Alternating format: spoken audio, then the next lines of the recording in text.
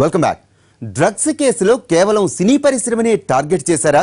సంచలనం కోసం film industry ప్రముఖులకు నోటీసులు వెళ్ళాయా? రాజకీయ నేతలు, పారిశ్రామికవేత్తలు, ఉన్నతాధికారుల పిల్లల్ని వదిలేసి తమనే టార్గెట్ చేస్తున్నారన్న సినీ పరిశ్రమ పెద్దల ఆరోపణలో నిజం ఉందా? డ్రగ్స్ లిస్టులో కొందరిని కావాలని డ్రగ్స్ కేసు టాలీవుడ్ ను షేక్ చేస్తోంది. మాదక ద్రవ్యాలు వినియోగించారనో, చలామణికి సహకరించారనో సినీ రంగానికి చెందిన చాలా మంది పేర్లు బయటకొచ్చాయి. విచారణకు రావాలని వారికి నోటీసులు ఇచ్చేదాకా వ్యవహారం వెళ్లడం సంచలనంగా మారింది. గతంలో సినీ పరిశ్రమలోని కొందరు డ్రగ్స్ వాడుతున్నారనే విషయం బయటకొచ్చినా నోటీసులు రాలేదు. ఎప్పుడైనా ఒకటి ఆరా పేర్లు బయటకు రావడం తప్ప ఆ వివాదం అంతకుమించి ముందుకెళ్లిందే లేదు. కానీ ఈసారి సిట్ ముందు విచారణకు రావాలని తెలుగు సినీ పరిశ్రమకు చెందిన సుమారు 50 మందికి నోటీసులు రావడంతో ఫిలిం నగర్ లో ప్రకంపనలు రేగుతున్నాయి. ఇండస్ట్రీ ప్రముఖులకు నోటీసులు రావడంతో ఫిలిం ఛాంబర్ కూడా మీడియా ముందుకొచ్చింది.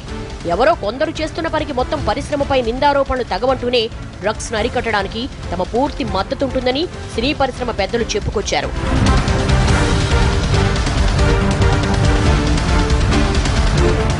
కొందరు తప్పు చేశారు కాబట్టి నోటీసులు వచ్చాయి. కొందరు సెలబ్రిటీలు తమకేం సంబంధం లేకుండా నోటీసులు ఎందుకు ఇచ్చారో అర్థం కావడం లేదు అంటున్న వ్యవహారంలో వారి ప్రమేయం ఉందో లేదో నిఘా విభాగం చూసుకుంటుంది. కానీ కేవలం సినీ పరిశ్రమ వారిని టార్గెట్ చేసేలా నోటీసులు ఇచ్చారంటూ సెలబ్రిటీలు ఫైర్ అవుతున్నారు.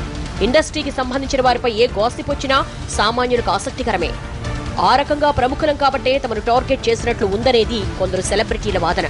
డ్రగ్స్ వాడుతున్న వారిలో ఎంతో మంది రాజకీయ ప్రముఖుల పిల్లలు, పారిశ్రామికవేత్తల పిల్లలు, ఐఏఎస్లు, ఐపీఎస్ల పుత్రరత్నాలు ఉన్నా వారి జోలికి వెళ్లకుండా కోసమే తమకు నోటీసులు ఇచ్చారనేది ఫిలిం ఇండస్ట్రీకి సంబంధించిన వారి వాదన. పోలీసు శాఖ డ్రగ్స్ కేసు దర్యాప్తులో పారదర్శకంగా వ్యవహరించడం లేదని వారు ఆరోపిస్తున్నారు.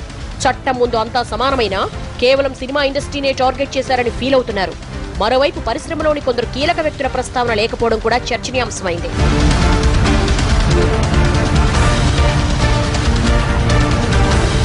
హైదరాబాద్ లో డ్రగ్స్ తో పట్టుబడిన సందర్భాలు ఎన్నో. కొన్నిసార్లు సినిమా ఇండస్ట్రీతో సంబంధం ఉన్న వారి పేర్లు బయటకొచ్చాయి కూడా. గతంలో ఇలాంటి ఆరోపణలు వచ్చినప్పుడు ఇండస్ట్రీలోని పెద్దలు, పోలీసు వర్గాలు కాస్త హడావుడి చేసేవారు. అయితే అదంతా ఊహాగానాలకే పరిమితమైంది తప్ప ఏనాడు ఎవరిపైన ఎలాంటి చర్యలు తీసుకున్న దాఖలాలు లేవు. ఇప్పుడు ఇండస్ట్రీని టార్గెట్ చేసినా అందులోనూ పోలీసులు పారదర్శకంగా లేరు అని కొందరి ఆక్షేపణ. కొంతమంది పేర్లు లీక్ చేసి ఇంకొంతమంది పేర్లు బయటకు పొక్కకుండా రహస్యంగా ఉంచారని ఓ సెలబ్రిటీ వాపోయారు. చట్టం అందరికీ సమానం, అయితే డ్రగ్స్ వాడుతున్న అందరికీ నోటీసులు రావాలి అనేది పరిశ్రమ వర్గాల వాదన.